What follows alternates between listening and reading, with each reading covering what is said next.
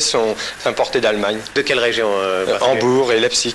En 1962, Europe 1 est aux côtés de jeunes scouts qui vendent du muguet le 1er mai. Le petit bouquet de muguet coûte 100 anciens francs. Comment fait-on pour trouver le muguet ? Il faut aller d'abord dans le bois, chercher, puis il y a beaucoup de feuilles, mais enfin on arrive à trouver quand même du muguet. Et il faut s'y connaître ?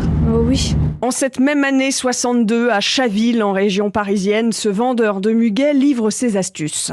Le muguet de Chaville, ça se cueille la nuit, en raison de la température. Et ça se cueille dans les bois de Chaville ? Dans les bois de Chaville, en plein dedans, à plat ventre. Mademoiselle Françoise Canovet, vous avez 18 ans, vous êtes charmante et vous êtes la reine du muguet. Comment devient-on reine du muguet ? Eh bien, il y a un défilé sur une scène, on était 12 et nous avons été élus à l'applaudimètre. Et cette reine du muguet est chargée de présider les fêtes de Chaville lors de cette journée du 1er mai. Alors en 1984, sur Europe 1, l'humoriste Raymond Devos raconte qu'il ne manque pas d'offrir du muguet à ses proches. Oui, au milieu de sketch, il parle du muguet au micro de Jean-Pierre Elkabbach. Aujourd'hui, c'est le 1er mai, Raymond Devos. À qui vous avez offert du 1er mai ? À des proches, etc. Non, mais je vous dirai pas. Ah, c'est une belle formule. Je vous offre 1er mai. Oui, du muguet du 1er mai. À qui vous l'avez offert ? J'en offre à tous les biens, déjà. Ce n'est pas que je sois respectueux de la tradition, mais quand je n'en offre pas, on me fait la tête.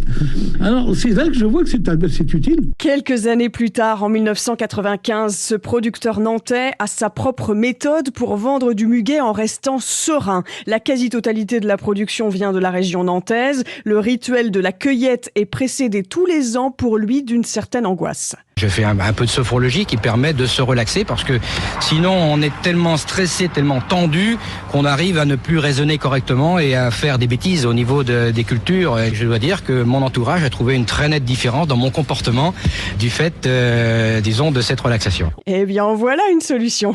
Voilà, le muguet que l'on offre, sachez-le, le 1er mai depuis longtemps, 1561. L'histoire nous apprend que c'est le roi Charles IX qui reçoit un brin lors d'un déplacement dans la Drôme.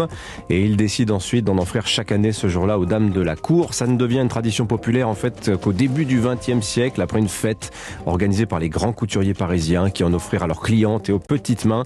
Voilà, ensuite c'est resté. Christian Dior avait fait du brin de muguet sa fleur fétiche. Et en fait, on voit que c'est assez éloigné au départ de la fête du travail qui aura lieu donc dimanche. Alors à ce propos, les partis de gauche descendront-ils dans la rue dimanche ? On va poser la question tout à l'heure à Alexis Corbière, le député La France Insoumise de Seine-Saint-Denis. Il est l'invité d'Europe Matin à 8h13. On fera également le point avec lui sur les discussions en cours pour faire liste commune avec les autres forces de gauche aux législatives. À suivre dans le prochain